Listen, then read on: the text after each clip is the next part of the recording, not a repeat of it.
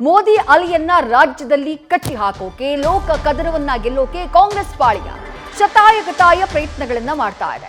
ಮೋದಿ ಸರ್ಕಾರದ ವಿರುದ್ಧ ಸಿಡಿದೇಳೋಕೆ ಕಾಂಗ್ರೆಸ್ ತಯಾರಿಯನ್ನ ಮಾಡಿಕೊಂಡಿದೆ. ಅದಕ್ಕಾಗಿ ಒಂದಿಷ್ಟು ಬಾಣಗಳನ್ನ ತಯಾರು ಮಾಡಿಕೊಳ್ತಾ ಇದೆ.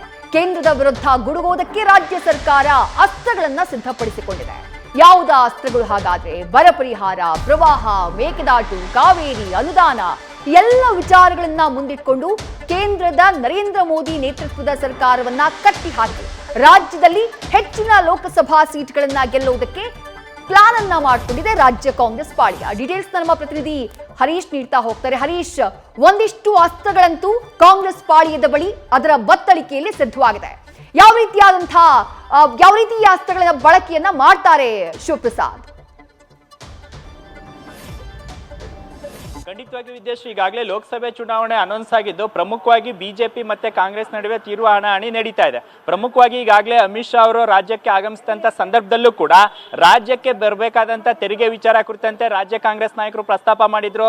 ಸದ್ಯ ಅಲ್ಲಿಂದ ಅಮಿತ್ ಶಾ ಅವರು ಡಿಲೇ ಆಗಿ ನಮಗೆ ಮನವಿಯನ್ನ ಸಲ್ಲಿಸಿದ್ರು ಅಂತಕ್ಕಂಥ ಸಮಜಾಯಿಸಿ ವಿರುದ್ಧ ಈಗ ರಾಜ್ಯ ಕಾಂಗ್ರೆಸ್ ನಾಯಕರು ಸಿಡಿದೆದ್ದಿದ್ದಾರೆ. ಪ್ರಮುಖವಾಗಿ ಲೋಕಸಭೆ ಚುನಾವಣೆಯಲ್ಲಿ ಕೇಂದ್ರ ಸರ್ಕಾರದ ವಿರುದ್ಧ ಸಿಡಿದೇಳಲಿಕ್ಕೆ, ಅಂದ್ರೆ ಮತದಾರರಿಗೆ ಯಾವ ರೀತಿ ಕೇಂದ್ರ ಸರ್ಕಾರ ಅನ್ಯಾಯ ಮಾಡ್ತಾ ಇದೆ ರಾಜ್ಯದ ವಿಚಾರ ಬಂದಂತ ಸಂದರ್ಭದಲ್ಲಿ ಅಂತಕ್ಕಂಥ ವಿಚಾರವನ್ನ ಇಟ್ಕೊಂಡು ಈಗ ಮತದಾರರ ಬಳಿಗೆ ಹೋಗ್ಲಿಕ್ಕೆ ಸಿದ್ಧತೆಯನ್ನ ಮಾಡ್ಕೊಂಡಿದೆ. ಪ್ರಮುಖವಾಗಿ ಈಗಾಗಲೇ ಮೇಕೆದಾಟು ವಿಚಾರ ಕುರಿತಂತೆ ಕೇಂದ್ರ ಸರ್ಕಾರವನ್ನ ಭೇಟಿ ಮಾಡಿ ರಾಜ್ಯ ಸರ್ಕಾರ ಮನವಿ ಸಲ್ಲಿಸಿದ್ರು ಸಹಿತವಾಗಿ ಬೇಕಾದಂತ ಕ್ಲಿಯರೆನ್ಸ್ ಅನ್ನ ಈವರೆಗೂ ಕೂಡ ನೀಡಿಲ್ಲ.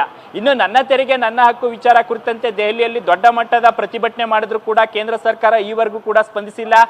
ಇನ್ನು ಬರದ ವಿಚಾರ ಕುರಿತಂತೆ ರಾಜ್ಯ ಸರ್ಕಾರದ ಸಚಿವರು ಇರ್ಬೋದು, ಸಿಎಂ ಕೂಡ ಪ್ರಧಾನಿ ಅವರನ್ನ ಭೇಟಿಯಾಗಿ ಮನವಿಯನ್ನ ಸಲ್ಲಿಸಿದ್ರು ಕೂಡ ಸಕಾರಾತ್ಮಕವಾಗಿ ಈವರೆಗೂ ಕೂಡ ಸ್ಪಂದಿಸಿಲ್ಲ.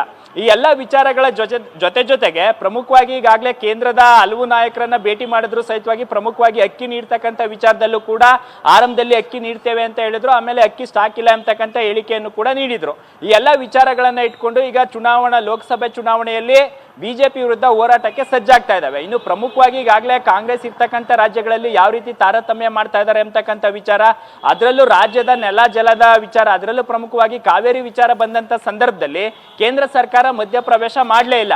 ಈ ವಿಚಾರನೂ ಕೂಡ ಅಂದ್ರೆ ಕುಡಿಯೋ ನೀರಿನ ವಿಚಾರದಲ್ಲಿ ಯಾವ ರೀತಿ ತಾರತಮ್ಯ ಮಾಡ್ತಾ ಇದ್ದಾರೆ ಅಂದ್ರೆ ರಾಜ್ಯದ ನೀರಾವರಿ ವಿಚಾರ ಯೋಜನೆಗಳಿಗೂ ಕೂಡ ಕೇಂದ್ರ ಸರ್ಕಾರ ಸಮರ್ಪಕವಾಗಿ ಸ್ಪಂದಿಸ್ತಾ ಇಲ್ಲ ಅಂತಕ್ಕಂಥ ವಿಚಾರವನ್ನ ಈ ಬಾರಿ ಚುನಾವಣೆಯಲ್ಲಿ ಅಸ್ತ್ರವನ್ನಾಗಿ ಮಾಡ್ಕೊಳ್ಳಿಕ್ಕೆ ಕಾಂಗ್ರೆಸ್ ನಾಯಕರು ಸಿದ್ಧತೆಯನ್ನ ನಡೆಸಿದ್ದಾರೆ.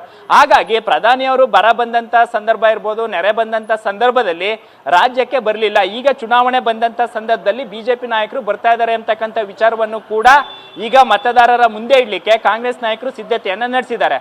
ಅದೇನೇ ಇದ್ರೂ ಸಹಿತವಾಗಿ ಈಗ ಒಂದ್ ಕಡೆ ಬರ ನೆರೆ ವಿಚಾರ ಕುರಿತಂತೆ ಚುನಾವಣಾ ಸಂದರ್ಭದಲ್ಲಿ ಸಾಕಷ್ಟು ಆರೋಪ ಪ್ರತ್ಯಾರೋಪಗಳು ಏನಿದ್ರು ಸಹಿತವಾಗಿ ಇದನ್ನ ರಾಜ್ಯದ ಮತದಾರರು ಯಾವ ರೀತಿ ಸ್ವೀಕಾರ ಮಾಡ್ತಾರೆ? ಖಂಡಿತವಾಗಿಯೂ ಕೂಡ ಈಗಾಗಲೇ ಕೇಂದ್ರ ಸರ್ಕಾರ ಏನಾದ್ರು ರಾಜ್ಯದ ವಿಚಾರದಲ್ಲಿ ಏನಾದ್ರು ಮಲತಾಯಿ ಧೋರಣೆ ಮಾಡಿದ್ದೆ ಆದಲ್ಲಿ ಅದನ್ನ ಮತದಾರರು ಯಾವ ರೀತಿ ಅಕ್ಸೆಪ್ಟ್ ಮಾಡ್ತಾರೆ ಅಂತಕ್ಕಂಥ ವಿಚಾರ ಒಂದ್ ಕಡೆ ಕಾಂಗ್ರೆಸ್ ನಲ್ಲಿ ನಡೀತಾ ಇದೆ. ಹಾಗಾಗಿ ಎಲ್ಲಾ ವಿಚಾರಗಳನ್ನು ಕೂಡ ರಾಜ್ಯದ ಮತದಾರರ ಮುಂದೆ ಇಡೋದ್ರ ಮುಖಾಂತರ ಯಾವುದೇ ಕಾರಣಕ್ಕೂ ಕೂಡ ಕೇಂದ್ರದ ನಾಯಕರು ರಾಜ್ಯದ ವಿಚಾರದಲ್ಲಿ ಯಾವ ರೀತಿ ಸಮರ್ಪಕವಾಗಿ ಸ್ಪಂದಿಸ್ತಾ ಇಲ್ಲ, ಕೇವಲ ಸುಳ್ಳು ಹೇಳ್ತಾ ಇದ್ದಾರೆ.